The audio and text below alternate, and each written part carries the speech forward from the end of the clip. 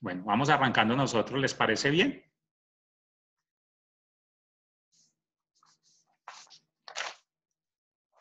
Sí, profe, hágale. Ok.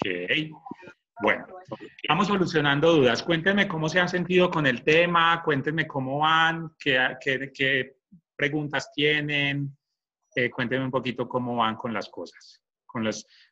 ¿Pudieron hacer las prácticas de los talleres que les regalé, que les dejé en la plataforma?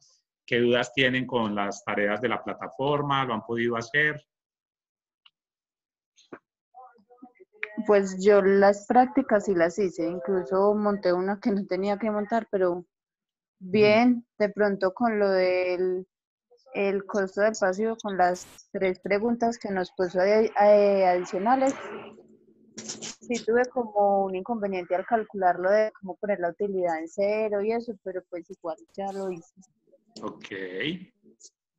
Esas 3 preguntas del costo de capital son 3 preguntas más de análisis realmente cualitativo que cuantitativo. Es más un tema de interpretación de resultados Sí. que de entrar como a aplicar pues como alguna fórmula distinto a establecer el costo de capital, ¿cierto? Más un tema de análisis. Por ejemplo, cuando pregunta el taller, dice,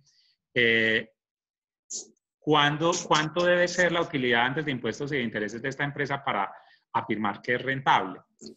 ¿Qué colocaron ustedes ahí de respuesta? Pues yo puse que mínimo tenía que ser el 33%, que es lo que están pidiendo los accionistas. Ok. ¿Quién colocó alguna otra respuesta?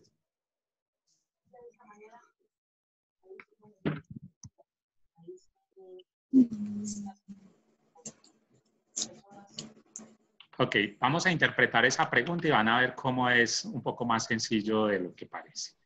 ¿Están viendo ahí la pizarra? Sí. Ok. Entonces decíamos que activo es igual a pasivo más patrimonio. Esta es la ecuación contable. Que por lo tanto, inversión era igual a financiación, ¿cierto? Y que esa financiación, que es lo mismo que pasivo y patrimonio, tiene un costo que es lo que llamamos costo de capital, ¿cierto? Y que cuando estamos mirando el estado de resultados tenemos unos ingresos menos unos costos, igual una utilidad bruta, menos unos gastos operacionales, ¿sí? Y eso nos da una utilidad antes de impuestos y de intereses. A eso le sumamos otros ingresos y le restamos otros egresos y eso nos da una utilidad antes de impuestos menos el impuesto de renta y eso nos da una utilidad neta, ¿sí? Entonces, ¿dónde está ubicado en el estado de resultados el costo que pago por el pasivo y el patrimonio? Teniendo en cuenta este estado de resultados. ¿Dónde están ubicados los intereses que pago por la financiación en el pasivo? ¿En qué parte del estado de resultados está? En los gastos operacionales. Están aquí en los gastos financieros, ¿no? Lo que pago de intereses. Están los gastos financieros. Es decir, aquí tengo los gastos financieros. Es decir, la tasa de interés que pago por los pasivos. Y de la utilidad neta saco la TMRL, que saco de los socios. Es decir, saco estos intereses que están aquí, los saco de aquí de los gastos financieros. Y esta tasa mínima de retorno es lo que le pago a los socios, que sale de la utilidad neta, ¿cierto? ¿Sí? Entonces, de aquí para abajo, ¿sí? Obvio, pues sin incluir el impuesto de renta, de aquí para abajo está lo que me vale a mí sostener esa financiación, es decir, el costo de capital. Con este costo de capital voy a pagar esto, ¿sí? Voy a pagar los gastos financieros. Con este costo de capital, no, perdón. Este costo de capital está representado aquí. en gastos financieros y en tasa mínima de retorno requerida. ¿Sí ven? Que el costo de financiación es esto mismo que está aquí. Y si ustedes lo ven en el estado de resultados, es lo mismo que tengo aquí. Es decir, que para responder esa primera pregunta de ese taller, tendríamos que pensar que si de aquí para abajo está lo que me representa el costo de capital, pues la utilidad antes de impuestos y de intereses debe ser como mínimo igual al costo de capital. ¿Para qué? Para que me alcance para pagar esto. Vamos a suponer que esta utilidad me dio 100 pesos. ¿Sí? Si el costo de capital de esta empresa son esos mismos 100 pesos, es decir, la empresa me está dando esta utilidad simplemente para pagarle a los pasivos y a los socios. Incluso me quedaría faltando para pagar el impuesto de renta, ¿cierto?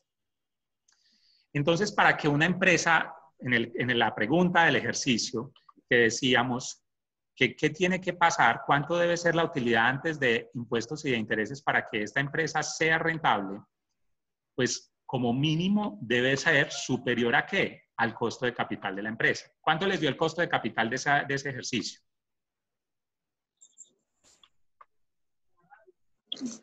Capital. A mí me dio 151 millones. 151 millones, ¿cierto? Es decir, si a esta empresa la utilidad operacional le da 151 millones, ese es lo que le cuesta a la empresa sostener la financiación. Es decir, que estos 151 millones son explícitamente para pagarle al pasivo y para pagarle a los socios. ¿Qué quiere decir? Que para que fuera rentable, tendría que ser superior esta utilidad, superior a esos 151 millones, porque si no, no le alcanzaría para nada más. Y acuérdense que para que una empresa sea rentable, tiene que alcanzarle para pagar a todos los interesados y para crecer. O sea que si a esta empresa la utilidad operacional le da 151 millones, simplemente le va a alcanzar para pagar estos gastos financieros y para darle al socio lo que le corresponde, porque acuérdese que el costo de capital es lo que le cuesta a la empresa sostener estas dos cosas, ¿cierto?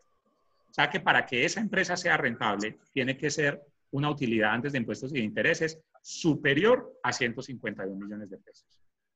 ¿Vale?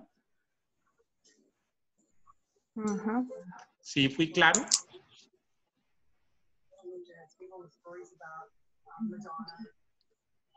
¿Tienen alguna duda ahí? Ok, gracias Viviana, ya me contestó que sí. Ok. Si tienen alguna duda, no duden en preguntar, por favor. La segunda pregunta decía, ¿qué tendría que ocurrir para que, con la información de la compañía, para que la utilidad neta de la misma diera cero? Pues va atada a la primera pregunta, la primera respuesta de la primera pregunta, valga la redundancia, y es, ¿qué tiene que ocurrir para que dé cero? Que la utilidad operacional sea igual al costo de capital.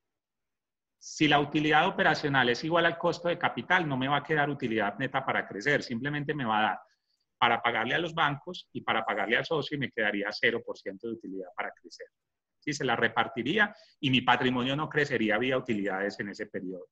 Entonces, ¿qué tiene que suceder? Que la utilidad operacional y el costo de capital den lo mismo. O sea que si lo miramos desde el punto de vista financiero, el costo de capital son tres cosas. Primero, lo que le cuesta a la empresa financiarse con pasivo y patrimonio, ¿sí? Segundo, lo que le cuesta sostener los activos que tiene, acudiendo a que activo es igual a activo más pasivo, ¿cierto? Y tercero, es lo mínimo que debería producir la empresa en utilidad operacional para por lo menos poderse sostener en el tiempo, ¿sí? Sin embargo, es de corto plazo, porque no estaría creciendo, ¿vale?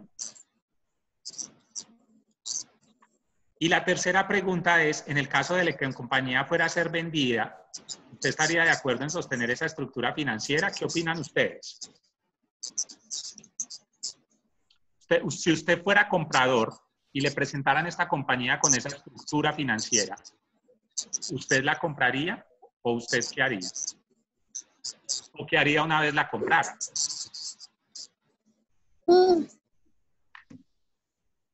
¿Qué se les ocurre? Primero negociar con las tasas de intereses con los bancos. Exactamente. Pues por lo menos con la que es la más alta. Súper bien. Laura, ¿verdad? Sí. Súper bien, Laura. Sí, exactamente. Lo primero que hay que hacer es ir a negociar esas tasas con los bancos. ¿Sí? Decirle, por ejemplo, a el banco A que nos compre estas obligaciones del banco B y del banco C. ¿Sí? ¿Por qué? Porque es donde tengo la tasa más bajita. Decirle a los proveedores que nos financien un poco más. ¿Sí? Porque recuerde, exacto, y Viviana lo acaba de decir en el chat, incremento de financiación con proveedores. ¿Sí ven? Pero bueno, cuando habla de incremento con los proveedores, estamos hablando desde tiempo, porque igual ellos no nos están cobrando nada. Sí, claro, estamos hablando de que nos den más plazo y nos piden más plata. Es decir, nos den más cupo de crédito. ¿Sí ven? Ok. Bueno, y en el momento que se tenga que dar, de pronto se podría hablar con los socios para bajar esa rentabilidad que están pidiendo ellos, o eso no se hace. Con los socios. Sí. Pues mire, esa es una posibilidad. Lo que pasa es que ahí hay que entrar a revisar las tasas del mercado. Porque si de golpe al socio le estamos pagando únicamente el 2% mensual de rentabilidad, pues bajarla de ahí más es muy difícil porque pues él va a decir, no, pues yo me voy para el banco, ¿sí? Pues si el banco me paga el 0.9 o el 1, pues yo prefiero no asumir tanto riesgo con una compañía por menos de eso, ¿cierto? Por menos de un 2 mensual o de un 3 mensual. Entonces hay que entrar ahí a mirar cómo están las tasas en el mercado para saber si le puedo proponer eso al socio. Pero eventualmente si la tasa del socio es demasiado alta, comparada con las tasas del mercado, claro, también es una opción hablar con el socio para renegociar esas tasas. ¿Vale? ¿Alguna pregunta adicional? Hola Sandra, ¿cómo va? Hola, profe, ¿cómo estás? Bien, ¿y usted cómo le ha ido? Bien, gracias a Dios. Profe, pero si es una persona que va a llegar a comprar esa compañía y la ve en esas condiciones, está seguro que no la compra. Pues si al ver que no está dando ni utilidades, ni está dando para crecer ni nada, pues obviamente no lo va a hacer. Aparte Sí, de eso, si no tienen los conocimientos financieros para poder trabajar con los proveedores y hacer negocio con los bancos, pues menos. sí. Esa es la ventaja del proceso de formación de ustedes y es que en adelante, pues ese es un servicio que ustedes pueden ofrecer en consultoría también, por ejemplo. Y el tema de acompañar, sobre todo, vuelvo y digo, en nuestras ciudades, que tenemos ese pequeño empresario que necesita tanto del acompañamiento de nosotros. Gracias, Sandra. Jamie, Juliet, ¿iba a decir algo? No, profe. Ok, te voy a silenciar entonces el micrófono para que, por favor, solamente lo activemos cuando vamos a hablar, que escuchamos mucho el eco del espacio donde estamos, ¿vale? Jason y Johnny, ¿cómo les ha ido? ¿Cómo han estado?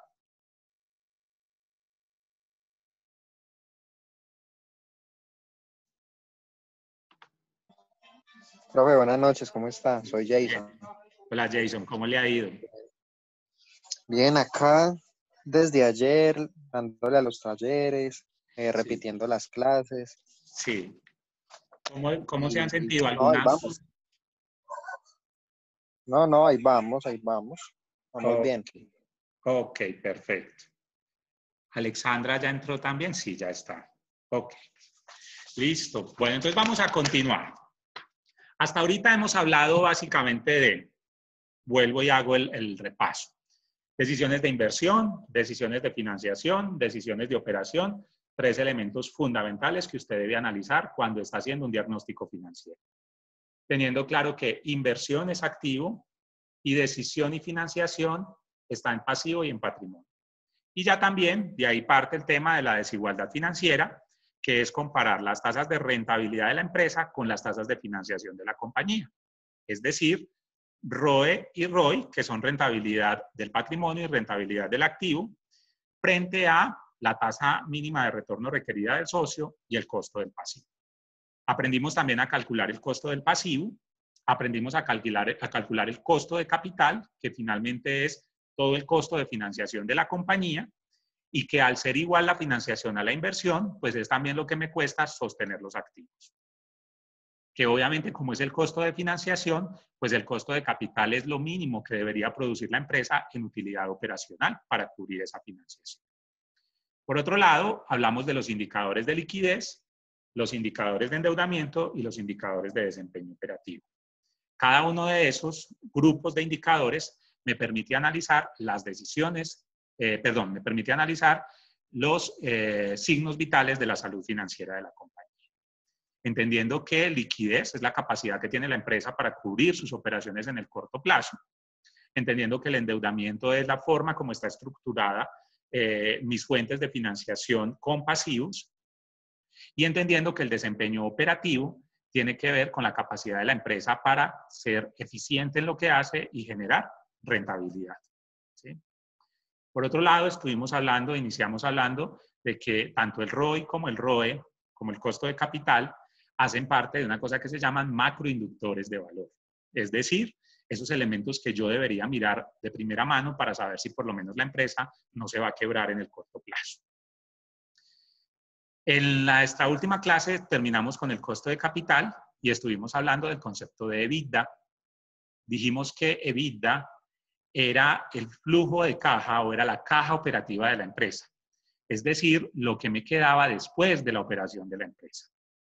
Es un macroinductor de valor porque el EBITDA me dice qué me queda a mí después de la operación en utilidad operacional, en depreciaciones y en amortizaciones, qué me queda a mí en ese dinero para poder pagar financiación, pagarle al socio y qué me queda para crecer, ¿cierto? Para renovar activos. Entonces estuvimos analizando ese concepto antes de despedirnos ese día y dijimos que ese era también un macroinductor de valor importantísimo para la compañía.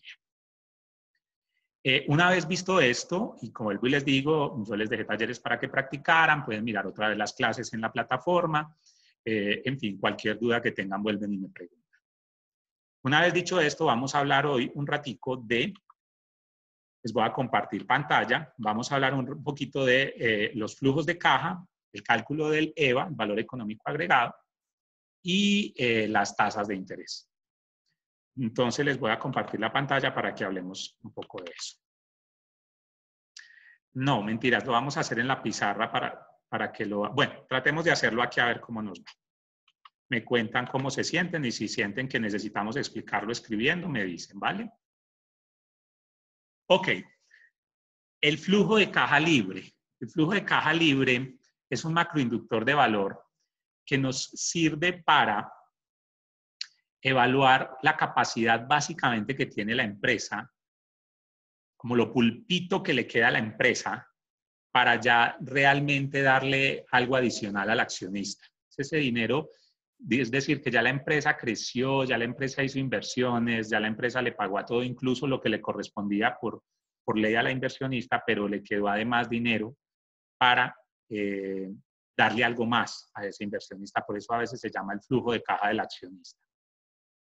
¿Cómo calcularlo? Básicamente hay 3 pasos. El primero es calcular el flujo de caja bruto, ¿sí?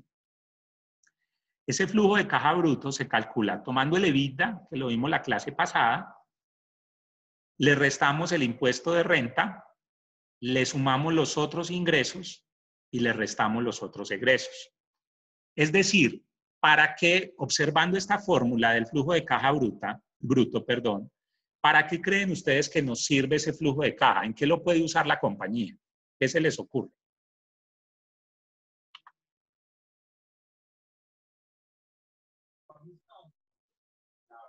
Para invertir en los activos más productivos que tenga. Y antes de eso.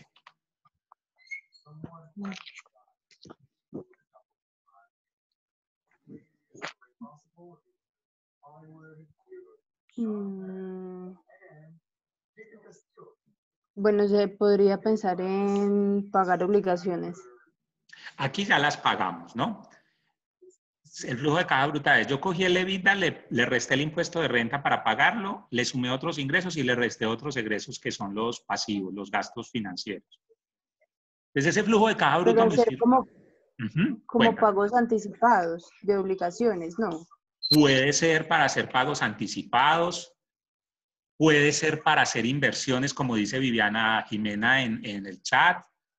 Puede ser también, obviamente, para pagarle al accionista. Entonces nos sirve para pagarle al accionista, para hacer inversiones en otros activos, para hacer pagos anticipados si queremos.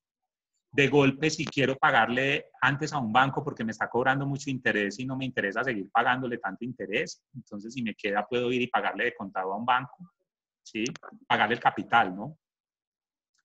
Me sirve para eso. Entonces, recuerden que las finanzas lo que me permiten es observar la información desde distintas ópticas, ¿vale? Ese flujo de caja bruta me sirve para eso. Ajá, Lilian dice para disminuir los intereses pagados al pagar pasivos. Sí, muy bien. Ahora, una vez calculo el flujo de caja bruto, vengo al ego, el efectivo generado en la operación. El ego es efectivo generado en la operación, ¿sí? Ese efectivo generado en la operación lo calculo tomando el flujo de caja bruto y restándole la variación de capital de trabajo neto operativo. ¿Se acuerdan cuál es el capital de trabajo neto operativo?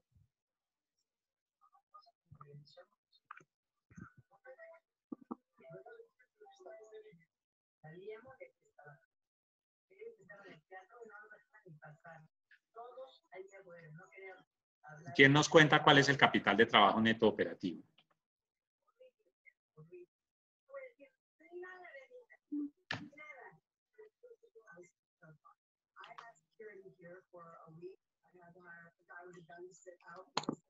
¿No? Ok, el capital de trabajo neto operativo es la cartera más los inventarios menos los proveedores. ¿Sí? Cartera más inventarios menos proveedores. Entonces el ego lo que contempla es el dinero que yo tengo en flujo de caja bruto más el dinero que posiblemente me esté prestando el proveedor para trabajar a través de cuentas por pagarle a él. ¿Sí? ¿Se acuerdan que cuando analizábamos los indicadores de liquidez decíamos, ¿qué pasa si me da un KTNO negativo? Y alguno de ustedes decía, o alguna de ustedes decía, pues que me está ayudando a financiar la cartera y el inventario, y me está ayudando para trabajar. ¿Sí? No sé si lo recuerdan. ¿Lo recuerdan?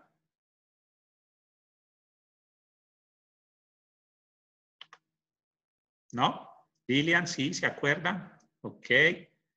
Laura también. Ok. Ok. Entonces les voy a mostrar aquí. Decíamos que el KTNO era igual a cartera más inventarios menos proveedores. Entonces decíamos, mire, este es capital de trabajo neto operativo. ¿Qué quiere decir? Que si yo tengo 200 pesos en cartera más 200 pesos en inventario menos 600 pesos en proveedores, quiere decir que el KTNO va a ser igual a menos 200 pesos, menos 200. Es decir, que con estos 600 del proveedor, yo estoy pagando 200 de cartera y 200 de inventario y me está prestando además 200 pesos más para trabajar, ¿sí? Por eso cuando estoy hablando del ego y digo que el ego es el efectivo generado en la operación es el flujo de caja bruto menos la variación de ese KTNO, es decir, la diferencia del año presente menos, es decir, el KTNO del año 2019 menos el KTNO del año 2018. Entonces, si esa variación me da negativo, ¿qué quiere decir? Que evidentemente el proveedor me está ayudando también a trabajar, a cubrir mi operación. Entonces, ese flujo de caja, este ego, lo que me dice es cuánto dinero me quedó, ¿sí? Para lo que ustedes decían ahorita, para hacer inversiones, para pagarle a los bancos por anticipado, para darle plata al socio, en fin, y cuánto dinero me está apoyando el proveedor para eso. Hay empresas que tienen un poder de negociación grandísimo con los proveedores y que cierran a veces a 31 de diciembre con unos KTNO muy, muy negativos porque aprovechan para trabajar con la plata del proveedor, ¿cierto? Entonces, cuando tienen ese poder de negociación tan alto, ese dinero les puede servir. Recuerden que las finanzas maximizan el valor del dinero, es decir, utilizan lo más que puedan cualquier recurso que le quede a la compañía. Por eso ustedes tienen que acostumbrarse, ustedes son asesores, si son consultores, en fin, o si trabajan en una empresa en el área financiera, acostumbren al dueño de la empresa a maximizar los recursos. Uno a veces ve, por ejemplo, empresarios que uno va y los visita y le dicen a uno cosas como, ay no, nosotros somos muy juiciosos. Nosotros, por ejemplo, todo el IVA que facturamos lo guardamos en una cuentica de ahorros para que el día que llegue de pagar el IVA yo tenga la plata en la cuenta de ahorros. No, no, porque es que usted tiene una plata estancada ahí, 2, 3, los que son cuatrimestrales. No. Lo grave es que se llegue el día de pagarlo y usted no tenga con qué, y eso es falta de planeación financiera. Pero usted no puede ir y abrir una cuenta de ahorro solamente para guardar la plata del IVA que factura, porque es que el IVA que usted facturó hoy no lo tiene que pagar en el mejor de los casos hasta el mes siguiente o los 2 meses siguientes. Mientras tanto, usted puede trabajar con ese dinero, ¿cierto? Profe, pero para mí es muy relativo eso. Cuéntanos. Porque por más planeación que usted tenga, usted depende de sus clientes para que lo paguen. Por ejemplo, digamos, los que le trabajan al área de la construcción. Simplemente no hay plata y yo me gasté la plata del IVA comprándole material para ellos. Entonces, no muchas veces es bueno tocar esa plata, pues desde el punto de vista mío. Y depende del sector en el que esté, pues también. Sí, pues mira, digamos, hay unos perfiles que son más conservadores, otros son más agresivos en el tema del manejo del dinero, ¿cierto? Lo que sí es cierto es que desde el punto de vista financiero, usted debería tener la posibilidad de hacer, de hecho la planeación financiera no se hace para 2 meses o para 3 meses. Usted debería conocer su empresa a tal punto, ¿sí?, que usted sepa exactamente cuáles son las tendencias del manejo del dinero en su empresa y del manejo de liquidez para poder hacer ese tipo de jugadas con el dinero. Ojo, y aclaro algo, no estoy diciendo, no vamos a quedar en que Oscar Duque dijo en clase que había que gastarnos la plata del IVA y no pagarle a la DIAN. No estoy diciendo eso, ni más faltaba jamás. Hay que pagar a tiempo. Pero es que cuando yo hablo de planeación financiera, es que usted tiene que tener la planeación financiera por lo menos para los 3 o 4 años siguientes. Y eso implica que usted haya conocido su empresa y los hábitos de pago de sus clientes también de 2 o 3 años hacia atrás. ¿Para qué? Para que usted sepa cómo manejar esos recursos, ¿sí? A eso es a lo que me refiero. Obviamente, esas son jugadas de corto plazo, porque el proveedor normalmente es de corto plazo y su cartera también debería ser de corto plazo. Entonces, ahí entra también ese poder de negociación que tiene con sus clientes, ¿vale? Sin embargo, hay algo en lo que tiene razón y es que depende mucho del perfil del empresario. Hay empresarios que son muy conservadores y por lo tanto hacen que el dinero les cueste más, porque obviamente guardan el dinero y mientras tanto, por ejemplo, sacan un sobregiro. Entonces, tienen en la cuenta una plata del IVA guardada que tienen que pagar en 1 mes o en mes y medio, pero están debiendo un sobregiro en este momento de 20 días. Y sabemos que la tasa de sobregiro es de las tasas más altas del mercado, ¿sí? A ese tipo de cosas es que me refiero. ¿Alguna otra pregunta? Ok. Bueno, entonces el ego es ese flujo de caja, ¿sí? Ese flujo de caja bruto que contempla además esas variaciones del KTNO para saber con cuánto dinero cuento para trabajar. El otro indicador, el otro flujo de caja, ya una vez tengo calculado ese, es el flujo de caja libre. Entonces, el cálculo del flujo de caja libre, ¿sí?, se hace de la siguiente manera. Flujo de caja libre es igual al ego menos la variación de activos fijos, ¿sí? Es decir, el anterior menos la variación de activos fijos.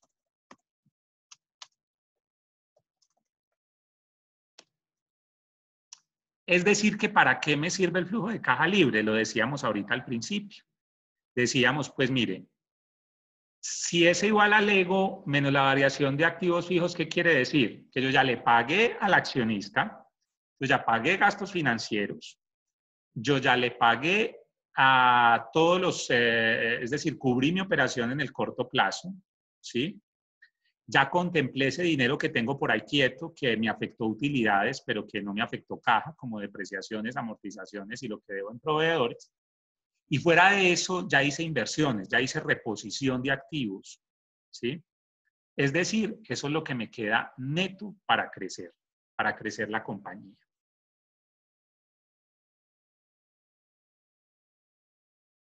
¿Qué pregunta tienen hasta ahí?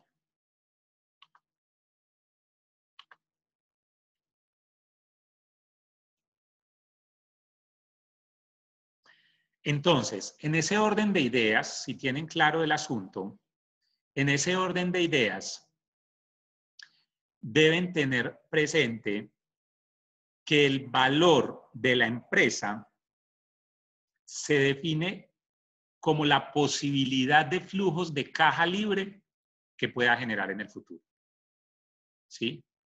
¿Por qué? Porque ahí es donde se da realmente el excedente de dinero de la compañía. Antes no. Antes no. Si yo digo, oiga, no, a nosotros nos fue muy bien, nos dio hasta para reponer activos. Ok, eso está súper bien, hizo inversión, ¿cierto? Está súper bien. Pero todavía no ha generado valor. Porque genera valor cuando me da para todo eso y me quedó dinero. ¿Sí? Es difícil, sobre todo en unas economías como las nuestras, donde el microempresario, el empresario, cuando hablo de microempresario, es ese empresario que vende, qué sé yo, una pyme es una empresa que en este momento vende más o menos 1.000 millones al mes. Eso ya es un dinero considerable, pero sigue siendo pyme. Y entonces, ese tipo de empresas todavía no han llegado a ese punto de generar unos flujos de caja libre que le permitan planear a futuro un crecimiento sostenible, ¿cierto? Sin embargo, desde las finanzas podemos decir que la empresa realmente vale por esa capacidad que tiene para generar flujos de caja libre en el futuro. ¿Alguna pregunta hasta ahí? ¿Alguna duda? ¿Todo bien? Ese silencio es que sí, ese silencio es que no. Cuéntenme a ver. Viviana sí, Alexandra sí, Lilia sí, Siempre, Laura sí. Jamie, cuéntame.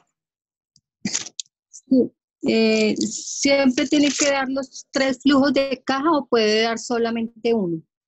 Pues eso es lo que les decía o les he dicho en las clases. Eso depende mucho de la información como la quiera observar el gerente o el inversionista.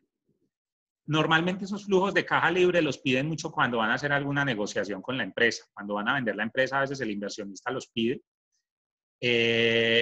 A veces al socio o al dueño de la empresa le da por pedirlos, pero eso depende mucho de cómo quiera ver la información el gerente. A veces el gerente dice, no, yo solo quiero ver el flujo de caja bruto, no me interesa más.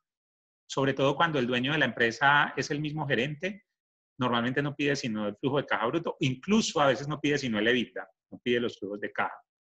Sin embargo, desde las finanzas es bueno calcularlo, siquiera, qué sé yo, una vez al año por tarde, ¿sí? Para mirar, garantizar esa supervivencia de la compañía. ¿Algo más? ¿Alguna otra duda? ¿Todo bien? Ok. Vamos a hablar entonces ahorita de otro macroinductor de valor y es el EVA, valor económico agregado. Yo creo que ustedes lo han escuchado muchísimo, de hecho yo les dejé algunos documentos en la plataforma. ¿Y qué es lo que ocurre con el EVA? El EVA nos dice si la empresa está destruyendo o está generando valor, ¿sí? Básicamente el EVA tiene una ruta para ser calculado, pero en condiciones, digamos, en términos simples, el EVA lo que hace es una comparación de los activos que yo uso para mi operación, ¿sí? Por la diferencia entre la tasa de rentabilidad de los activos y el costo de capital. Es decir, cojo la tasa de rentabilidad de mis activos operativos y le resto lo que me cuesta sostenerlos, que es el costo de capital. Y eso que me da lo multiplico por los activos operativos netos. Y ahí realmente estoy calculando el valor del EVA. Estoy diciendo si realmente la empresa está generando o está destruyendo valor. ¿Sí? Se los voy a mostrar aquí en la pizarra.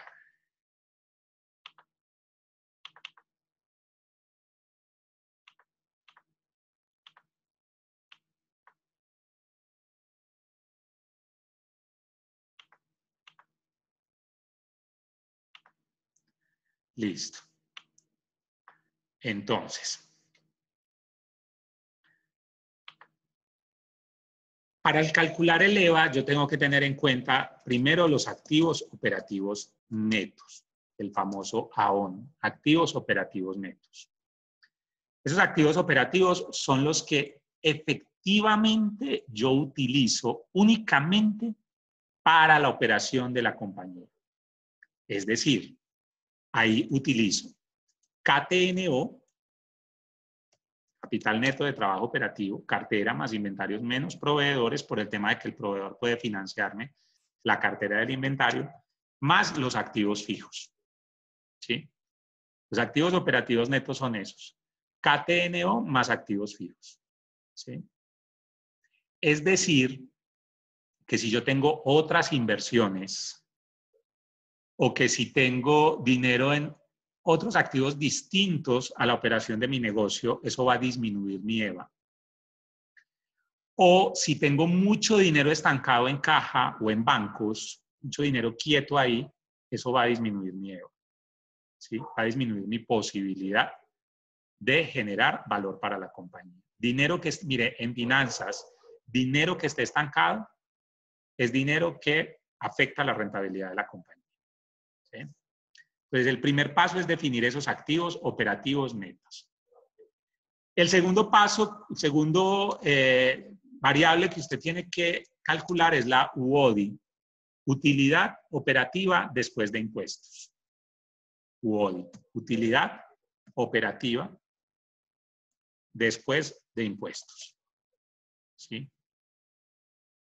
Esa utilidad operativa después de impuestos básicamente es la utilidad operacional, ¿sí?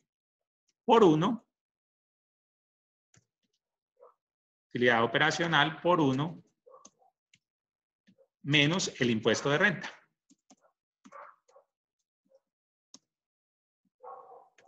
Utilidad operacional por 1 menos impuesto de renta. ¿Sí? Esa es la utilidad operativa después de impuestos. Ahí ya tiene dos indicadores. ¿Sí? Tiene activos operativos netos y la utilidad que generan esos activos operativos netos. Es decir, que con eso usted saca la rentabilidad del activo neto,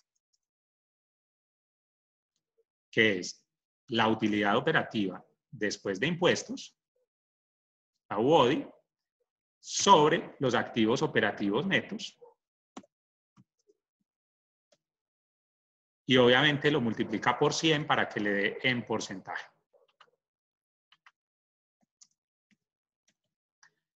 ¿Quién nos puede decir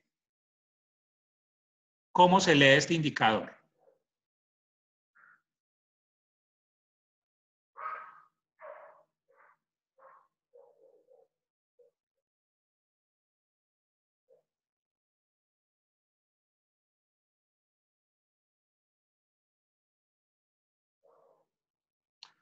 Ustedes me regalan un minutico, por favor.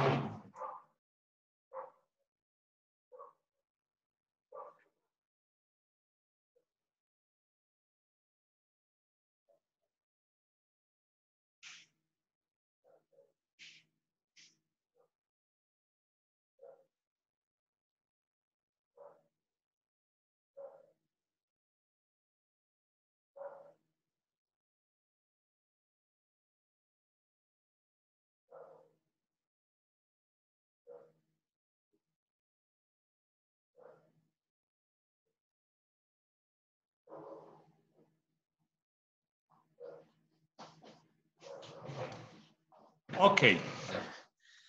¿Quién nos puede contar cómo se lee este indicador?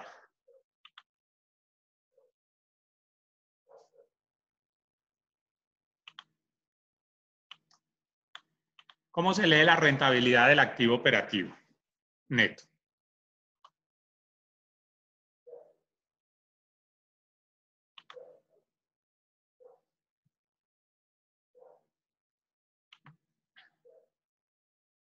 Sí, Adriana, gracias.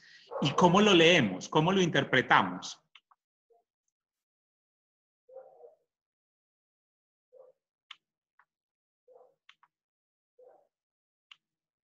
De la misma manera como interpretamos el ROE y el ROI. ¿Cómo se interpretan el ROE y el ROI?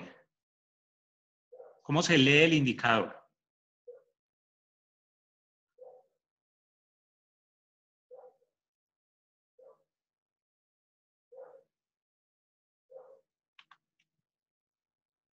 ¿Quién nos cuenta? Sandra, Laura, Jamie, John, ¿dónde están? Cuéntenme cómo se interpreta.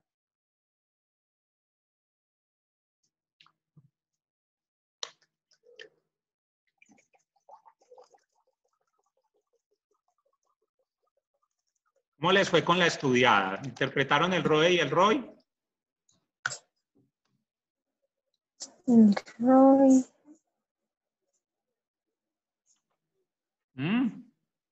Porque eso estaba dentro de todo lo que había que estudiar. Profe, eso no sería como el porcentaje en lo que los activos fijos o los activos netos me generan como de utilidad después de que se pagaron los impuestos. O sea, ¿qué utilidad me generan esos activos netos? ¿Qué porcentaje de utilidad me así como lo estás diciendo. Exacto. Por cada peso que tengo invertido en activos operativos netos, ¿cuántos pesos soy capaz de generar en utilidad operativa después de impuestos? ¿Sí? Así leemos este indicador. Entonces, rentabilidad del activo neto. Comparación entre los activos operativos netos y la utilidad operativa después de impuestos. Gracias, Sandra. Por cada peso que tengo en los activos operativos, ¿cuántos pesos soy capaz de generar en utilidad operacional después de impuestos? Una vez tengo eso, procedo a calcular ya el EVA. Pero para calcular el EVA necesito un dato que ustedes ya saben calcular y es el costo de capital que ya ustedes hicieron el ejercicio. ¿Sí? Costo de capital. Entonces, con esos indicadores ya yo calculo el EVA y yo digo, entonces, EVA, valor económico agregado, es igual a activos operativos netos,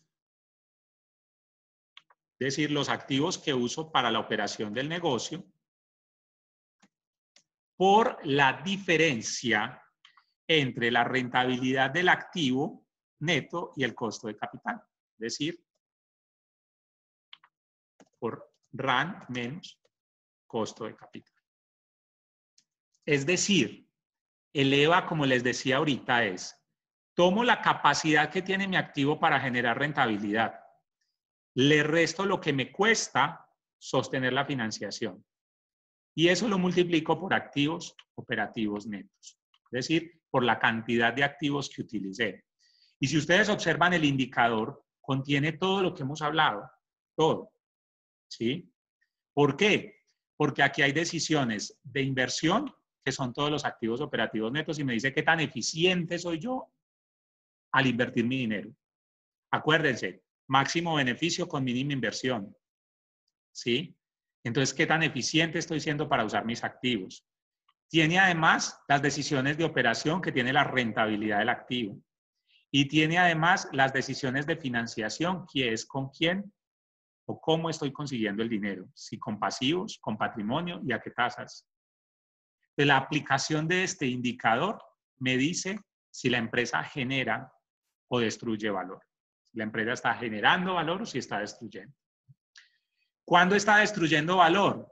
Primero, cuando mi costo de capital es mayor que la rentabilidad del activo, porque entonces esto me va a dar negativo. ¿Sí? Si este costo de capital es superior a la rentabilidad del activo, me va a dar negativo. ¿Cuándo más está destruyendo valor? Cuando tengo muchos activos improductivos. Cuando tengo 2.000 millones en activos y resulta que solo uso 1.500. ¿Por qué? Porque uso un porcentaje de la capacidad instalada, nada más. ¿Sí? Cuando tengo mucho dinero en caja o en bancos también. Cuando tengo mucho dinero estancado en cartera y en inventarios, también me estoy destruyendo valor. Entonces, ¿cómo mejorar el EVA? Liberando fondos ociosos, por ejemplo. ¿Sí? Vendiendo activos improductivos. Endeudándome con los bancos a unas tasas que sean adecuadas. Pagándole a los socios las tasas de acuerdo a las variaciones del mercado. ¿Vale? ¿Qué dudas tienen hasta ahí?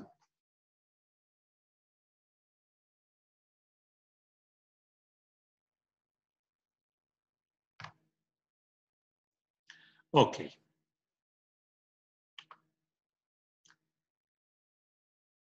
Listo. Entonces, hasta ahí, básicamente son todos los elementos que usted necesita.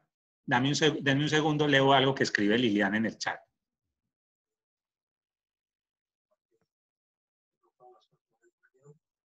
Sí, Liliana. En una de las lecturas que yo les dejé, dice cuál es la distribución ideal de recursos en términos de estructura financiera. Yo creo que de las labores que usted puede hacer como asesor financiero de una empresa es ayudarle al empresario a maximizar los recursos a lo mejor que pueda, ¿sí? Y no importa si es muy rentable. A veces el empresario dice, no, pero es que yo soy muy rentable, pero es que podría hacer más. Porque cuando usted es muy rentable, le cabe cualquier gasto. Yo el otro día asesoraba a una compañía, una empresa pequeña, relativamente pequeña, como de 60 empleados más o menos, y facturaban, sí, como 1.500 millones al mes, y tenía unos márgenes de rentabilidad muy altos. Cuando hacíamos el análisis financiero, resulta que tenía unos gastos también muy altos. Y el dueño me decía, pero es que yo tengo muy buena rentabilidad. Y yo le decía, pero puede ser más. El problema de cuando uno es tan rentable es que cae en una falla o en una debilidad, y es que no le presta tanta atención a las salidas de dinero porque ya se siente muy rentable. Y ahí hay un peligro muy grande. El éxito es muy mal consejero.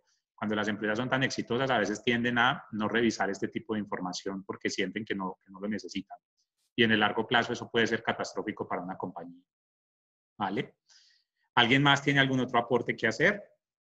Profe, pues yo sigo diciendo que, por ejemplo, en el área de la construcción, nosotros tenemos muchos activos que no nos producen nada, porque nosotros compramos muchos lotes que pueden ser para terreno, para construcción, posiblemente sin saber si nos iban a dar licencias o pues tantas cosas que es un...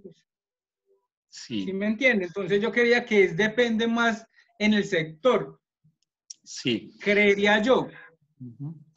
Porque Sí. pues digamos Ajá. que si nos ofrecen un terreno y está muy barato, nosotros lo compramos y lo dejamos ahí. Como digamos lo que dicen lotes de engorde. Sin Ajá. saber si paseamos un proyecto o no, si nos lo aprueben.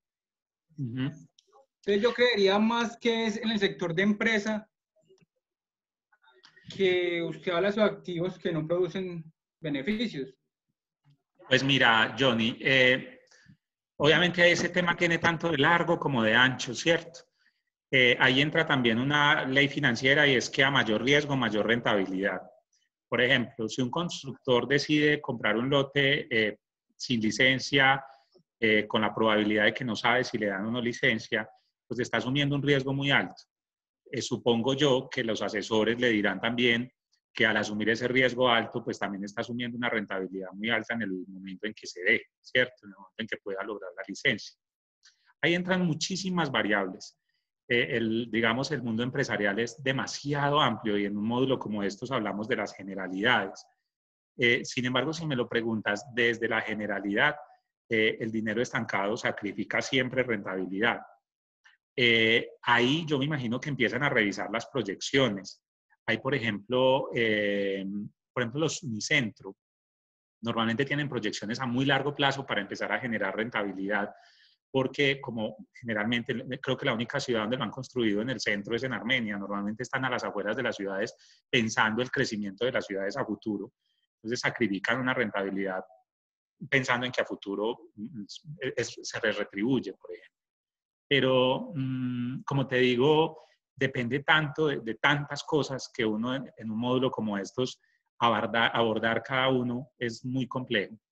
Cuando un constructor toma una decisión de esas, supongo yo que tendrá unos elementos de juicio para hacerlo, tendrá una planeación estratégica. Esperaría uno que tenga ese hábito de realmente hacer planeación estratégica, y no que simplemente uno diga, yo compro ese lote y después miro qué hago. Yo no creo que, pues por mucho dinero que tenga una persona, no lo hace de esa manera. Debe tener a futuro una visión y decir, sí, yo lo compro y me voy a arriesgar porque donde logre construir ahí voy a obtener mucho dinero. Y entonces ahí aparece esa ley de las finanzas que dice, bueno, arriesgué mucho pero gané mucho también, ¿cierto? O arriesgué mucho y también tengo la posibilidad de perder mucho.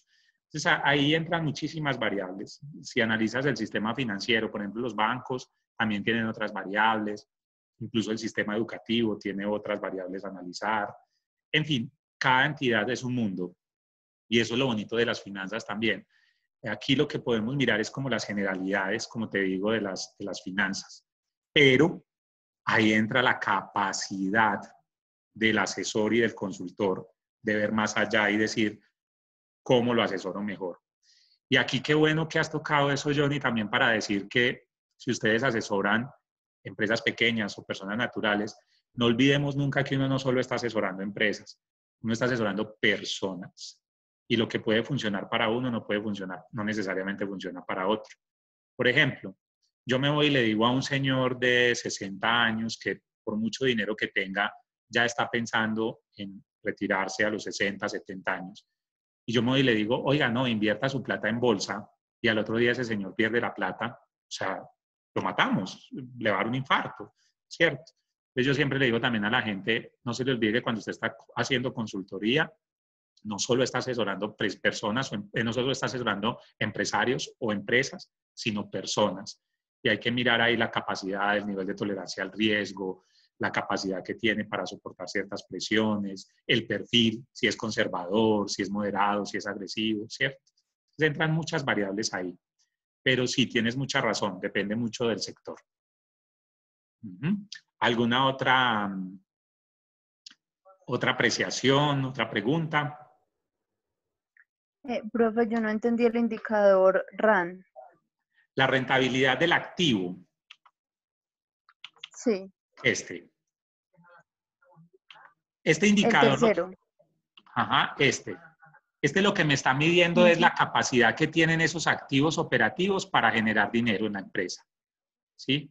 Entonces él me está diciendo, mire, por cada peso que usted tiene invertido aquí en activos para trabajar, ¿cuántos pesos está generando en utilidad operacional? Si esto le dio, por ejemplo, 10%, lo que le está diciendo es que por cada 100 pesos que usted tiene aquí, es capaz de producir 10 pesos en utilidad operacional. ¿Sí?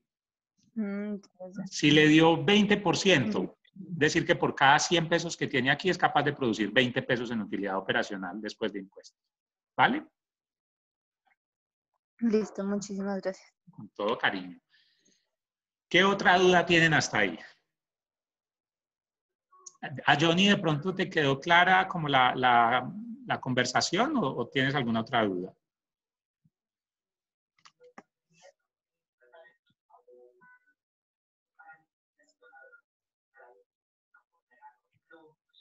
Ok, parece que sí. Cualquier duda que tengan me cuentan. Hasta ahí terminamos la conceptualización de diagnóstico financiero. ¿Sí? Digamos que eso es lo que le van a aplicar a sus estados financieros para su trabajo final. Van a coger y van a analizar esos estados financieros a la luz de lo siguiente. Decisiones de inversión, ¿cómo está? Si está bien, si están bien distribuidas.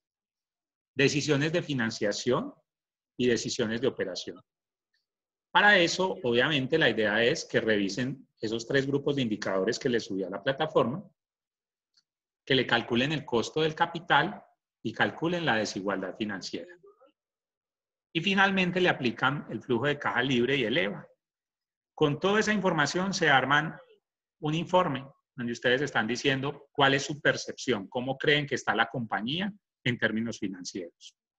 Recuerden que lo pueden hacer para una empresa en la que ustedes trabajen, que ustedes conozcan, un proyecto de emprendimiento, en fin, ¿vale? Ok, hasta ahí terminaríamos la conceptualización. Ahora vamos a hablar de otro elemento y son las tasas de interés. ¿Alguien de las personas que está en el grupo trabaja o ha trabajado con bancos?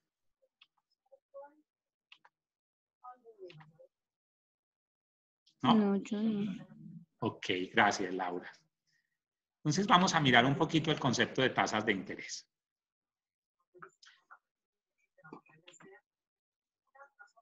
En la plataforma, en la parte, hacia la parte final de la plataforma, yo les dejé un archivo en Word que se llama ruta de equivalencia entre tasas.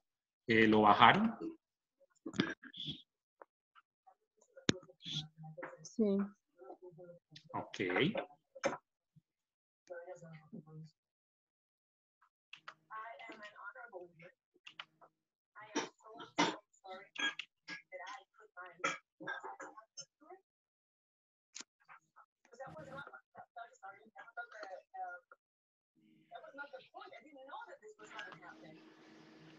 Ok, vamos a mirar ese archivo, por favor. Me cuentan cuando ya lo tengan todos ahí.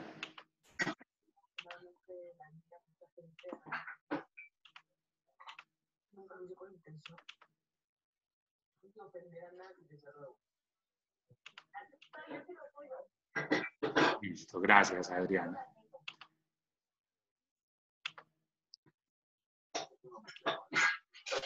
Ok, vamos a mirar entonces el tema de las tasas.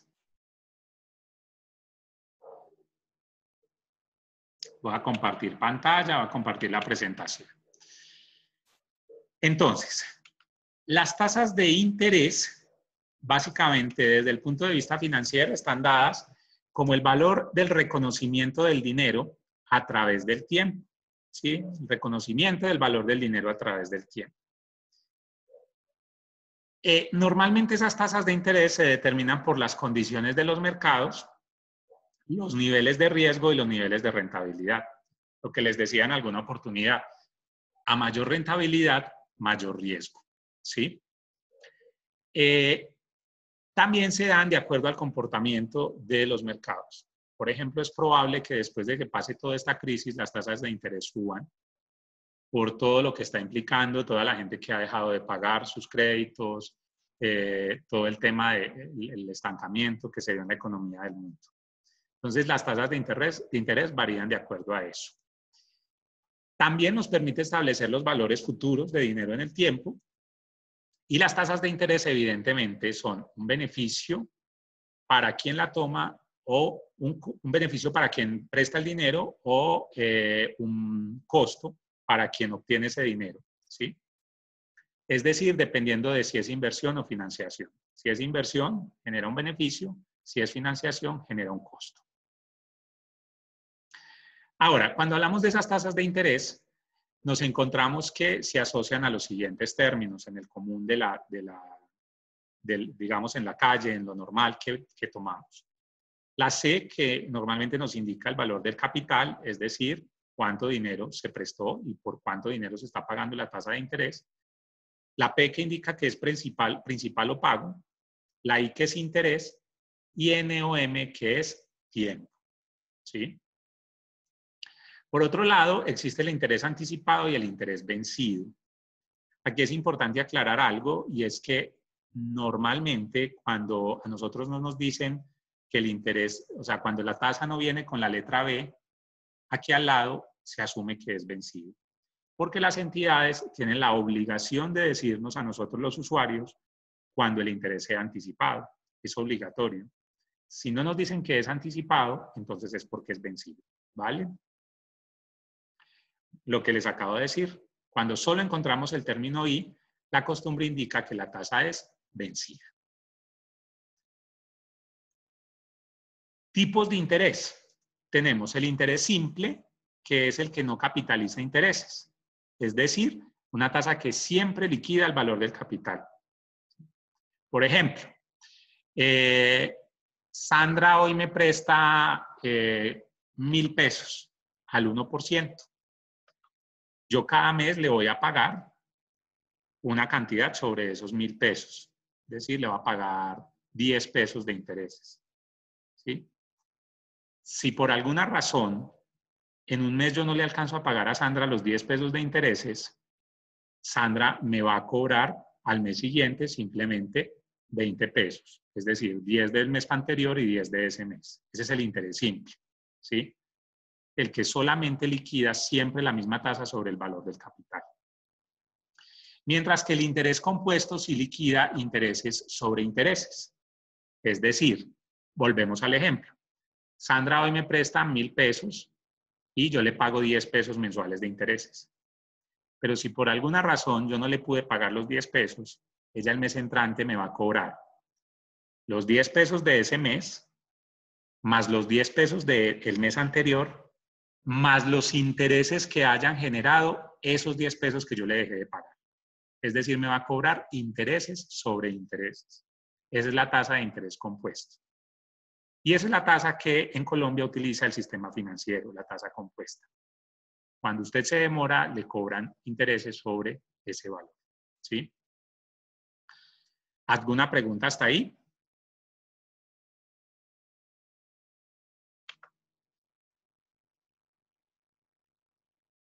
Ok. Ahora, periodo de aplicación es la frecuencia en la cual se va a aplicar la tasa. Es decir, diaria, mensual, trimestral, semestral. A usted le dicen el 5% trimestre vencido. Es decir, se la van a liquidar cada 3 meses. ¿Sí? 6% bimestre anticipado. Se la van a liquidar cada 2 meses. ¿Sí?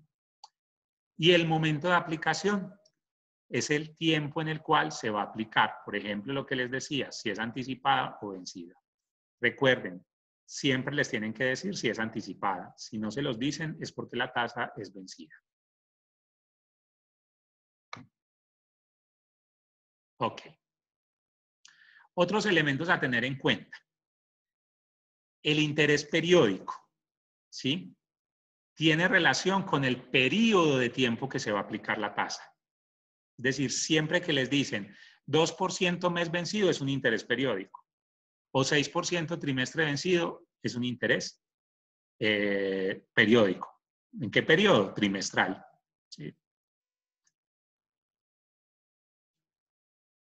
Ahora, la tasa de interés efectiva anual.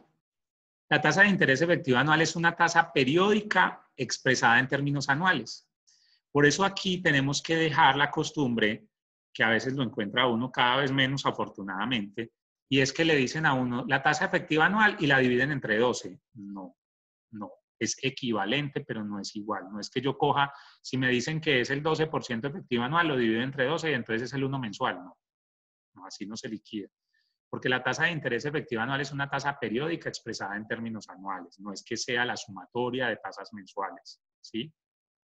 Ahorita vamos a mirar el cuadro de equivalencias. Y para convertir una tasa periódica a su respectiva tasa efectiva anual, pues se tiene en cuenta el M, que recuerden que es el número de periodos. Entonces, en ese orden de ideas, yo les pregunto, por ejemplo, 5% mes vencido, ¿cuánto será el M?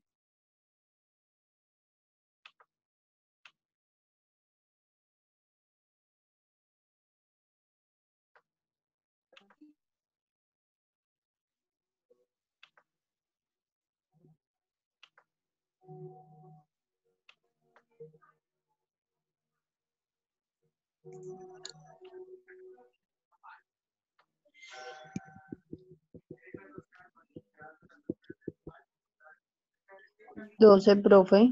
12, ¿cierto? Y si les digo 2% trimestre vencido, 4. 4. Y si les digo 1% bimestre anticipado, 6. Trimestral 6.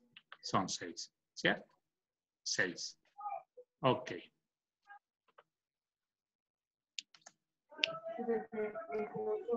Recuerden siempre, ¿sí? Que si la tasa se las dan, no les dicen que la tasa es anticipada, es porque es vencida, ¿vale? Ok, importante tengan en cuenta que pasar una tasa o sea, que cuando tengo una tasa de efectivo anual, también puedo hallar su tasa respectiva periódica, pero siempre la que me va a dar va a ser vencida. Es decir, si a usted hoy le dicen 14% efectiva anual, usted la puede pasar a periódica, pero siempre la tasa resultante será vencida. ¿Vale? ¿Qué dudas tienen hasta ahí?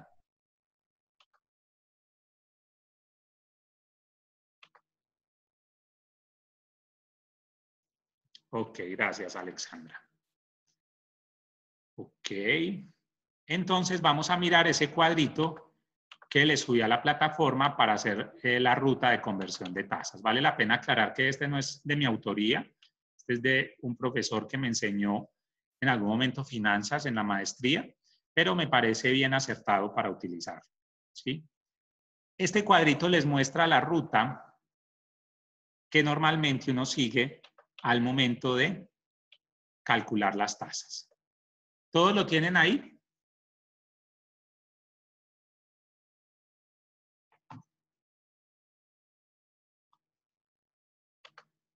Lo bajan de la plataforma, si no lo tienen, por favor. Entonces, aquí hay una ruta que es la más fácil para uno calcular tasas. De hecho, si ustedes incluso guárdenla en su portafolio, entre su agenda, y van a ver lo fácil que es calcular tasas. Entonces, aquí tienen ustedes la tasa que viene con la letra R, es una tasa nominal. Es decir, la tasa nominal sí es la suma exacta de tasas periódicas. Por ejemplo, la tasa nominal es expresada en términos anuales. ¿Qué quiere decir?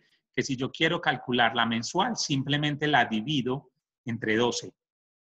O si tengo una tasa periódica mensual, simplemente lo multiplico por la tasa, por los periodos y me queda la tasa nominal anual. Es decir, la tasa nominal siempre está expresada en términos anuales. Pero esa tasa es una tasa de referencia. Esa tasa casi nunca la usamos en el mercado. Es decir, en el día a día lo que utilizamos es la tasa efectiva anual y la tasa periódica. Así que no se preocupen por esa, pero es bueno que sepan que la tasa nominal normalmente se utiliza como tasa de referencia. Es decir, me ayuda a darme cuenta cómo están ciertas tasas en el mercado. Entonces, cada vez que a usted le dan una tasa nominal, siempre para pasarla a efectiva anual, usted tiene que pasarla, tiene que calcular la equivalente periódica. Por ejemplo, si a usted le dieron la tasa nominal del 10% nominal y le están pidiendo la efectiva anual, usted tiene que calcular primero la vencida, la periódica vencida y ahí sí calcular la efectiva anual. Es decir, ¿qué le dice este diagrama? Que usted tiene que seguir las flechas. No hay forma de calcular las tasas de otra manera. No la hay. Es decir, si a usted le dan una tasa efectiva anual, para usted pasarla a nominal, tiene que primero pasarla a la periódica vencida y luego a la nominal vencida. O si le dan una tasa efectiva anual y quiere una vencida anticipada, tiene que pasarla primero a la periódica vencida y después a la periódica anticipada.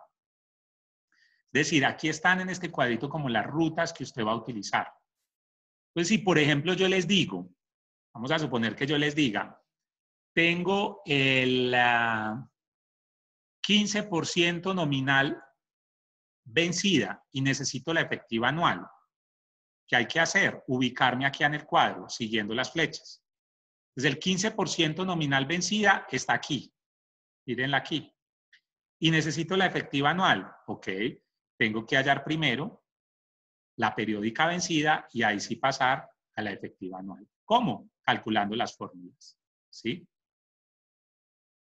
Tengo el 10% efectivo anual y necesito su equivalente en nominal anticipado. Entonces, paso la tasa de efectiva anual a periódico vencido, de periódico vencido a periódico anticipado y de periódico anticipado a nominal anticipado. Es decir, sigo las rutas que tienen las flechas para poderla calcular. ¿Sí? Teniendo claro que aquí están las tasas dadas en la parte de arriba y aquí están las tasas buscadas en la parte de abajo. Es simplemente aplicar la ruta. Entonces, por ejemplo, vamos a abrir el ejercicio que yo les dejé ahí, el archivo de Excel que les dejé en la plataforma, que son las tasas, el taller de equivalencia entre tasas. Un archivo de Excel que hay ahí.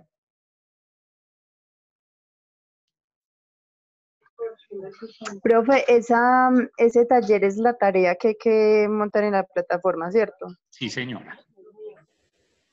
Vamos a hacer siquiera 1 o 2 para que ustedes entiendan la dinámica, ¿vale?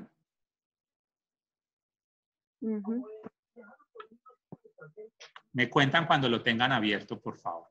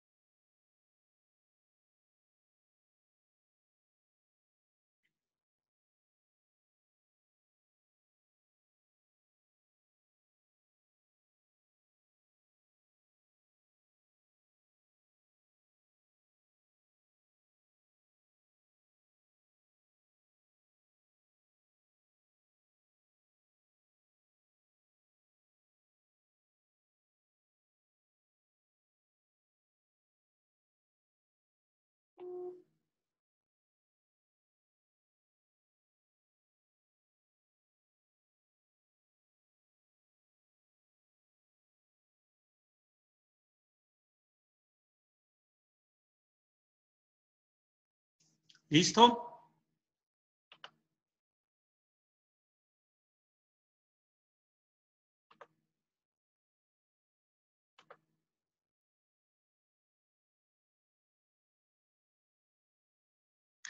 Jamie, Johnny, Adriana.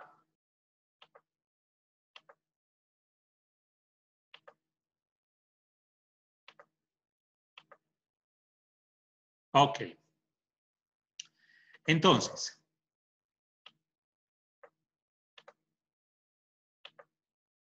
ok, listo.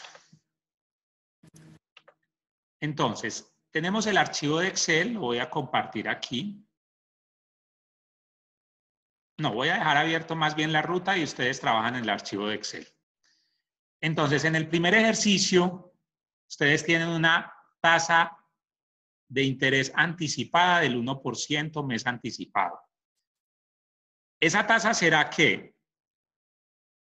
Nominal, será periódica, será efectiva anual, ¿qué será?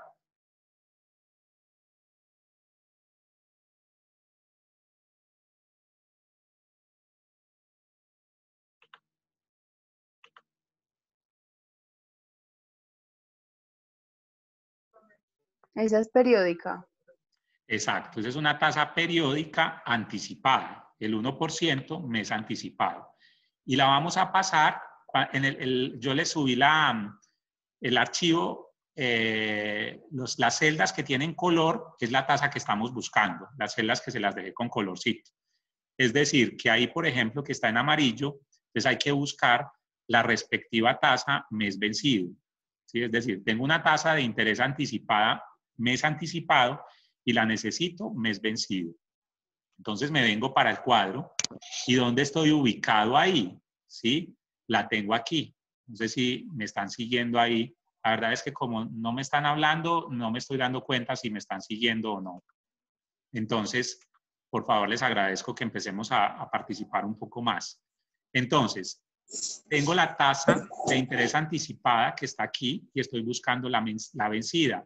Entonces, lo que voy a hacer es aplicar esta fórmula que tenemos aquí.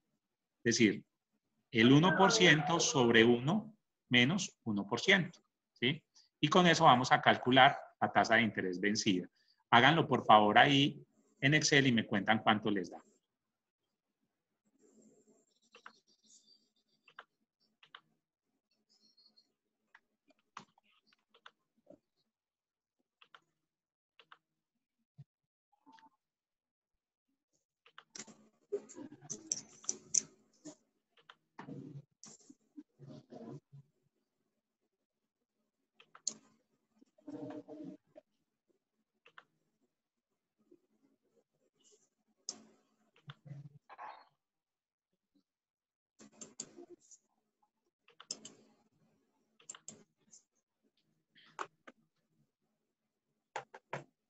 Yeah.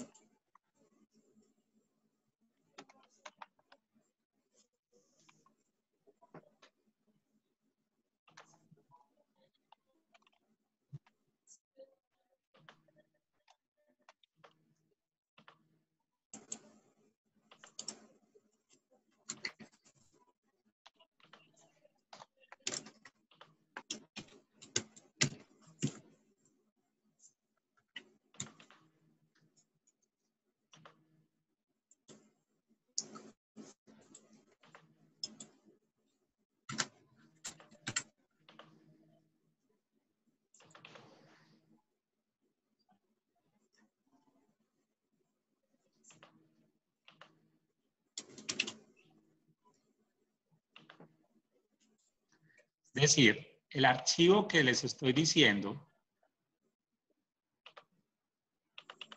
que me dicen ahí en el chat que me dice alguien que se perdió.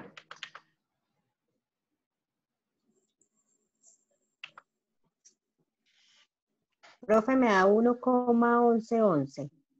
Ajá, exactamente.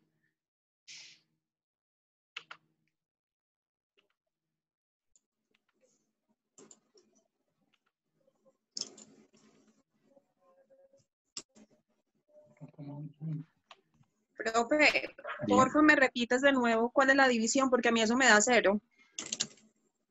Es la que tienes ahí en el archivo es la tasa de interés.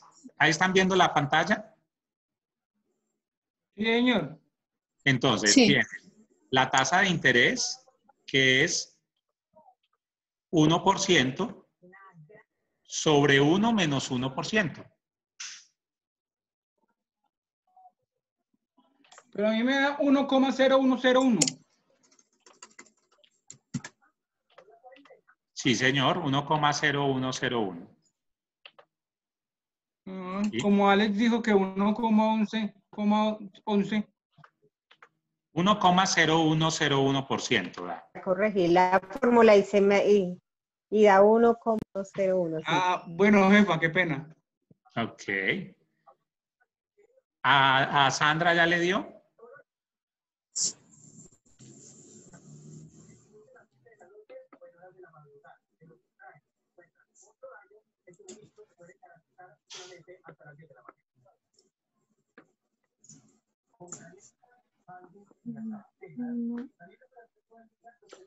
Ok, hagamos la que sigue. Sí, profe. Ya.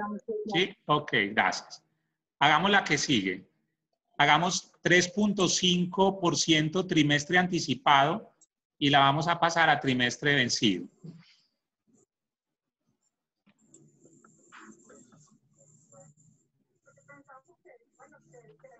$3.5 trimestre anticipado y la vamos a pasar a trimestre vencido. Es decir, estamos aquí, el mismo que hicimos ahora, y la vamos a pasar a trimestre vencido.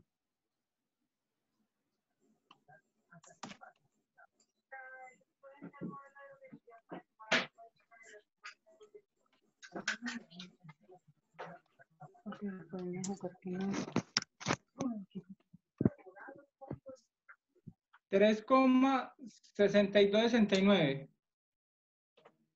3,6269, sí. Revisen si a los demás les da igual.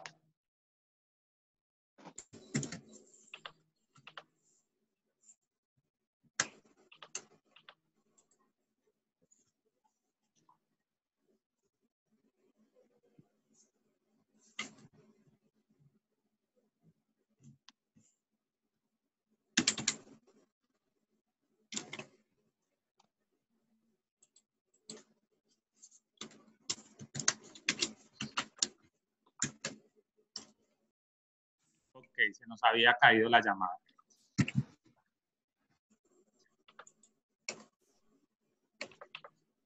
¿Listo? ¿A todos les dio igual? Profe, qué pena.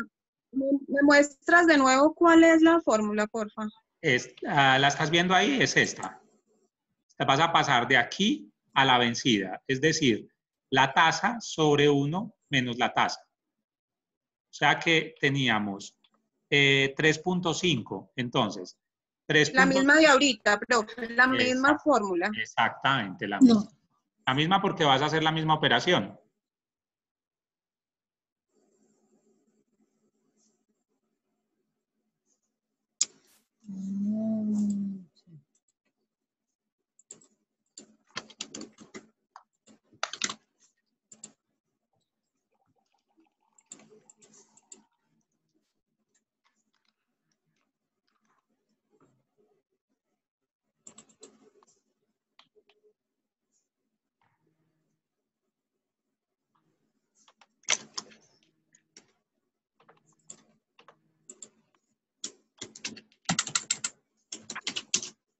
$362.69, ¿verdad? Exactamente, Sí. sí señora.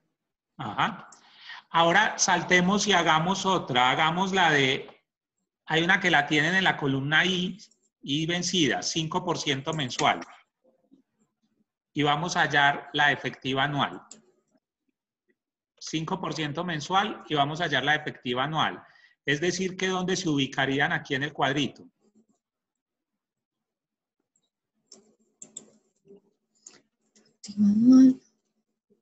La tienen 5% mensual y van a hallar la efectiva anual.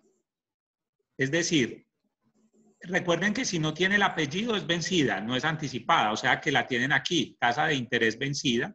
No sé si me están viendo ahí donde les estoy señalando. Y la van a pasar a efectiva anual, es decir, van a aplicar esta fórmula. 1 más la tasa de interés que es 5, elevado a la m. ¿Cuánto será m ahí?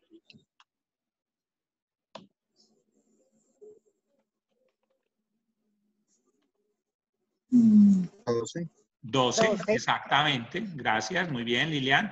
Menos 1. Entonces, 1 más el 5% elevado a la 12 menos 1. Hagámoslo y me cuentan cuánto les da.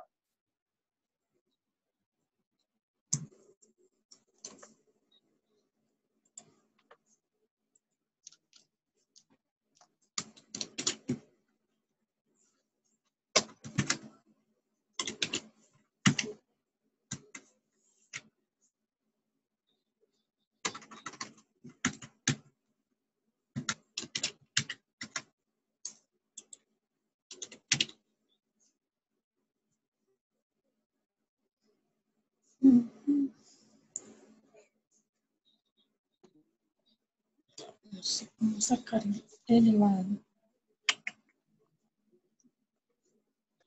Profe, eso me da mucho, 79.58. Y lo hiciste por 5%. 1 más 5%. Entonces me dio lo mismo. Sí, 1 más 5%. Les debe dar, sí, sí señora, 79.58%. Así es. Sí, ese es el equivalente a la tasa efectiva anual, cuando es el 5% mensual. ¿Sí? Vamos a hacerlo con el... vamos a hacer este, 1.04 trimestral. Hacemos la efectiva anual, 1.04 trimestral, es decir, trimestre vencido, y lo vamos a pasar a efectiva anual.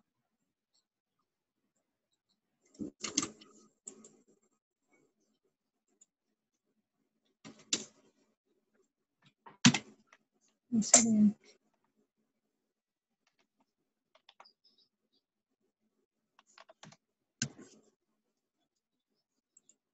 ¿Cuál, profe? 1.04 trimestre vencido y lo vamos a pasar a efectiva anual.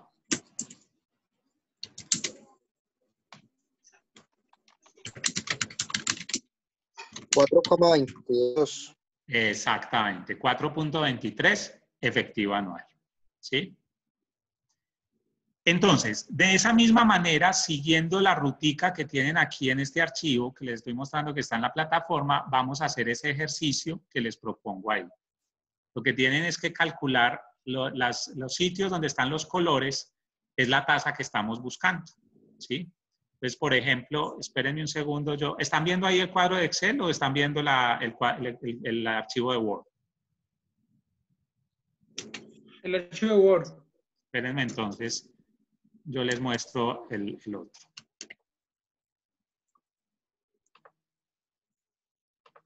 Este es el que vamos a hacer, van a hacer de tarea. ¿Lo ven ahí? No. Ah, ya. ¿Ya? Ok. Entonces, espérenme que me sacó el compartir pantalla. ¿Ahí ya lo ven? Sí. Ok. Entonces, aquí yo les estoy dando las tasas. O sea, aquí arriba están los títulos de las tasas. Esto es periódica anticipada, periódica vencida, efectiva anual. Este es M, que es el número de periodos que se repite la tasa, y este es R, que es la tasa nominal. Entonces, yo les estoy dando aquí la tasa inicial y donde les dejo el colorcito es la tasa que hay que calcular, el equivalente. Por ejemplo, aquí ya calculamos esta del 1, calculamos esta del 3.5, calcularon esta del 5, esta del 1.04. Y aquí al lado está la periodicidad, ¿sí? Y si es anticipada o vencida. Simplemente lo que van a seguir es la rutica de Word y van a calcular la tasa que les pido de acuerdo al color que está marcado. Por ejemplo, aquí les pido la efectiva anual. Aquí, por ejemplo, les estoy pidiendo la nominal, ¿sí? Les estoy dando la periódica vencida y les estoy pidiendo la nominal. Entonces, simplemente que se ubiquen en el archivo de Word y diga, bueno, ¿qué tasa me está dando? Me ubico en el archivo, ¿sí? ¿Y qué tasa estoy buscando? Por ejemplo, si yo les digo aquí que es la 2% mes vencido, ¿sí? Permítanme un segundo, les dejo de compartir esto para volverles a mostrar el otro.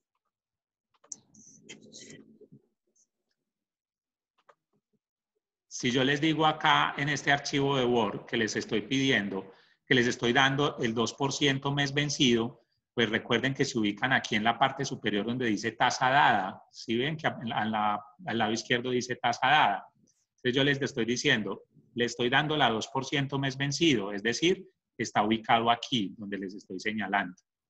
Y les digo, necesitamos la nominal. Usted no se puede devolver porque la flecha le indica es que debe seguir hacia abajo, es decir, es un error calcularla devolviéndose. Entonces, ¿qué necesita para llegar a la nominal? Necesita calcular la efectiva anual y después, obviamente, la vencida y después la nominal vencida, ¿vale?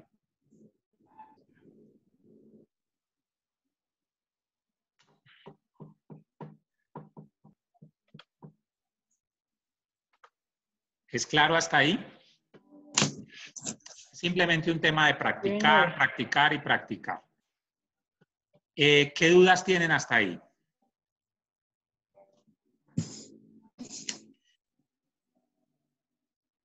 ¿Todos bien? Sí. ¿Seguro? ¿Ese silencio es que sí o que no? ¿Es que me preocupe o que me tranquilice? Profe, pues la verdad, muy particularmente ese cuadrito de Word está bien maluquito. Pues la verdad, a mí cuando me lo enseñaron fue la parte que más fácil me pareció, porque me parece, de hecho, por eso siempre se lo comparto a los alumnos, porque me parece súper fácil de llevarlo. Que simplemente que usted se ubique y se vaya por las flechitas. Ah, me dieron esta, listo, estoy ahí, bajo con la flechita hasta donde llegue a la que tengo que ubicar, ¿sí? Entonces, la verdad es la forma, honestamente, pues hasta ahora en lo que yo conozco es la más fácil de interpretar las tasas y de poderlas convertir. Que si le aplicas matemática financiera, creo que te sacas un ojo haciéndolo. Profe, Sí. Esa es la parte más fácil. Incluso, la verdad, yo lo cargo en mi portafolio. Siempre se lo regalo a los alumnos para que lo carguen, porque a veces el banco no le da a uno las tasas que uno quiere. Pues inmediatamente uno las saca y pues las convierte ahí en un momentico. Es como la parte más, digamos, la herramienta más didáctica que logré como encontrar para poderles explicar el tema de tasas. Yo siento que es un tema de práctica también. Por eso ahí les dejé varios ejemplos para que lo puedan aplicar. No obstante, si llegan a necesitar alguna explicación adicional, no duden en llamarme, en escribirme, me escriben al WhatsApp, me escriben al correo, me llaman y con todo el cariño del mundo yo les vuelvo a explicar. ¿Alguien tiene alguna otra duda? Jamie.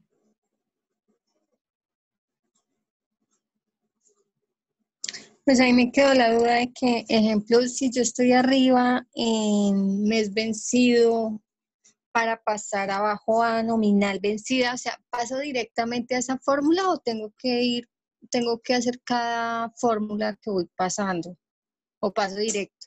Si te dan periódica vencida, te ubicas donde esté la periódica vencida en el cuadrito y sigues las flechitas hasta llegar a la tasa que estás buscando. ¿Sí? Ah, ok. Ajá. Ok. O si te dan, por ejemplo, si te dan nominal anticipada, te ubicas en el cuadrito donde está nominal anticipada y te vas en las flechitas hasta que encuentres la tasa que estás buscando. ¿Vale? Bueno. Ok. Alexandra.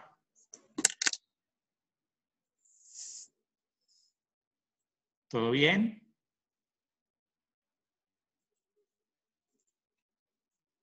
Viviana, bien. Jason y Johnny. Ok. ¿Todo bien? Lilian también. Adriana.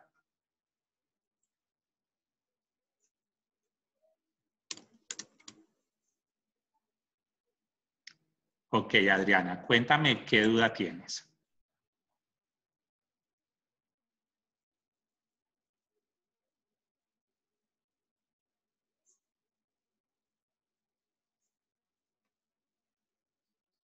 Esperemos que Adriana escribió en el chat que no, entonces quisiera saber qué duda tiene.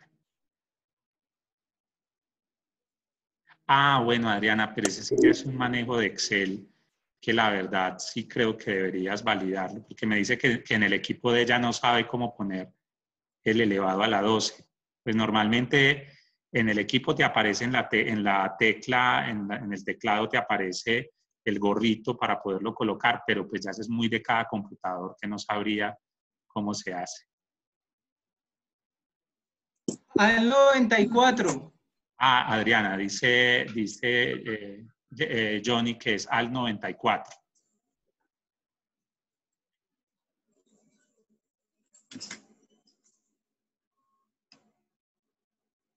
Listo, perfecto. Sí, ya es un tema ahí más de operatividad. Bueno, muchachos y chicas, hasta ahí en la temática. Lo que sigue es que ustedes, por favor, hagan los ejercicios, practiquen mucho. Si tienen alguna duda en la elaboración del documento final, por favor, no duden en escribirme, no duden en llamarme. Yo estoy súper atento. Ahora, pues, en cuarentena, mucho más. Estoy todo el tiempo al frente del computador, todo el tiempo trabajando en el computador, así que estoy atento a atenderle las dudas que tengan presentes. En la medida de mis posibilidades les respondo a la mayor brevedad. No sé si tengan alguna pregunta relacionada con el módulo, no sé, inquietudes, quejas, reclamos, sugerencias. Cuéntenme en qué les puedo colaborar adicional.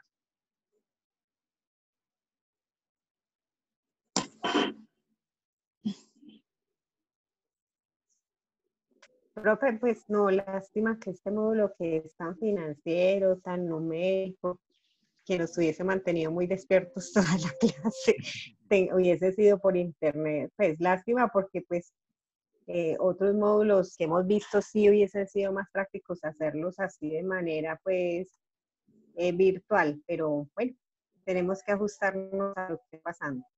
Sí, sobre todo que es un asunto que es ajeno a todos, ¿no? Que pues en este momento todo el mundo literalmente está así, todo el planeta. Entonces es un asunto que es ajeno a todos. Tratamos de hacerlo como lo más explícito posible y de adecuar el módulo, digamos, para que en medio de todo se pudiera entregar la información de la mejor manera posible. Sin embargo, entiendo que en el tema financiero, a veces como no es de mucho del resorte del día de uno, a veces les causa inconvenientes.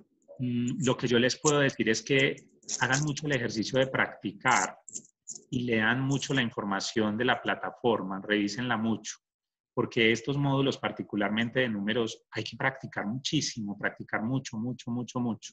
Es la mejor forma de entender. De hecho, si hubiéramos estado en clase presencial, en un salón presencial, seguramente hubiéramos hecho, es decir, yo diría que el 50%, tal vez más de la clase, es hacer talleres dentro del aula, ¿no? En el aula de clase. Entonces, lo que los invito y las invito es a hacer los talleres, a practicarlos, a aplicarlos, y van a ver cómo lo interiorizan mucho más. Pero sí, desafortunadamente es una situación atípica que se está dando. Gracias a Dios, pues tenemos estas herramientas también para poder continuar el proceso. Y como les digo, de mi parte, aquí estoy. Cualquier duda me llaman, me buscan, me escriben, que yo con todo el cariño del mundo estoy presto a solucionar ya las dudas individuales que se les vayan presentando a ustedes.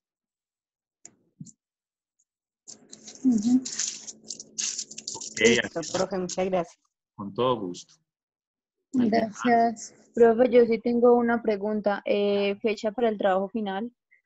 Espérate, ¿qué fecha tenemos en la plataforma? Espérate, yo miro. Como para el 13.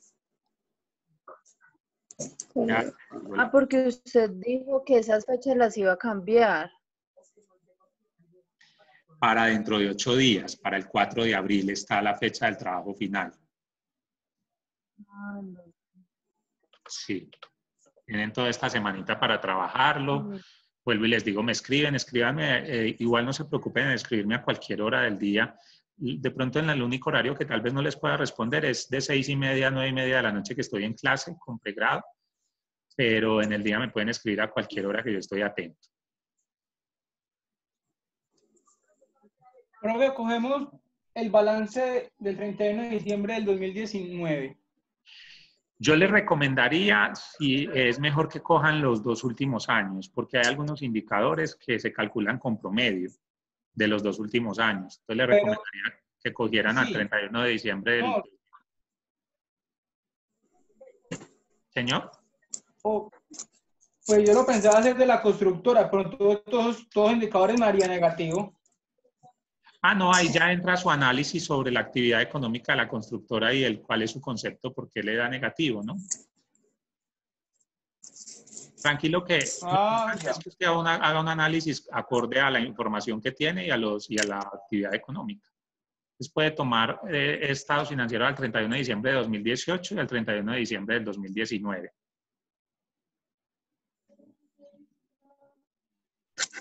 Bueno, señor. Listo. ¿Alguien más tiene alguna otra pregunta? Ok, chicos y chicas, pues no siendo más, un placer que nos hayamos conocido aunque fuera por aquí. Por ahí ya me conocía con Sandra, ya nos habíamos visto en muchas oportunidades. Sandra, me encanta verla. Cualquier duda que tenga me cuenta con todo el cariño. Lo mismo para todos los compañeros. Lo digo a Sandra es porque creo que me ha visto hasta en la sopa. Sandra, nos vimos mucho en pregrado. Pero con los demás, créanme que es un placer. Profe, me hubiera encantado verte ahora igual ahí presencial también. Muchas gracias. A los demás también un placer conocerlos. Tienen mi teléfono, un amigo más en lo que les pueda colaborar, a pesar de que no nos hayamos visto en un salón de clase. Seguramente nos vamos a encontrar porque ustedes conmigo ven 2 módulos más, que es todo el tema de investigación, de práctica investigativa. Entonces, nos veremos después de Semana Santa, ya con un tema... Profe, una preguntita. Señora. De pronto resolviendo estos talleres y eso, no vas a... Pues igual toda esta semana teníamos como 3 clases virtuales, que iban a ser el martes, el miércoles y el jueves. Sí. Solamente vimos una y la otra la dejamos para hoy. Sí. De pronto, no sé si de pronto la otra semana o algo, puedes cuadrar alguna otra por si de pronto hay dudas, inquietudes resolviendo estos talleres o algo. Claro que O sí. definitivamente cualquier cosa te escribimos.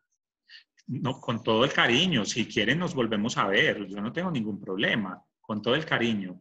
Si ustedes están haciendo el trabajo y en consenso dicen, oiga, hay que volver a ver a Oscar, con todo el gusto cuadramos. Yo lo que les digo es que estoy en clase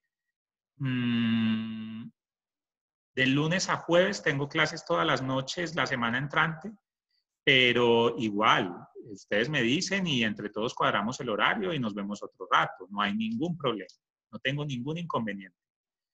Vale, profe, muchas gracias. Sí, muchas gracias igual por tu tiempo y te mando un abrazo.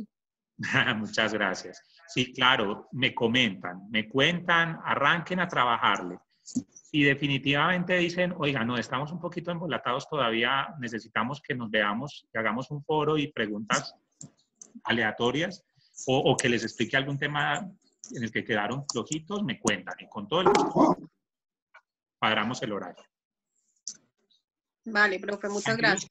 Igual no se van a librar de mí por allá como hasta final, porque como les digo, se van a ver muchas veces conmigo, entonces aprovechen. Aprovechen de que a mí no me da ni 5 de pereza, por el contrario, me encanta volver a ver a los alumnos. ¿Vale? Bueno, entonces, un abrazo muy grande. Cuídense mucho, descansen, protéjanse, por favor, protejan a sus familias y nos vemos... inmediatamente ustedes tengan la duda, me cuentan y si quieren nos volvemos a reunir, ¿vale? Profe, Bueno, una señor, última Dios le cosa. pague. Bueno, chao, un abracito. Profe, una última cosa para todos. Claro. Hoy es la hora del planeta entre 8:30 y 9:30, entonces los invito a que apaguen todas las luces. Qué bien. Sí, señora, así es. Como ordene, jefa. Chao, pues, que estén bien y muchas gracias. Wow. Muchas gracias. Buenas noches. Chao.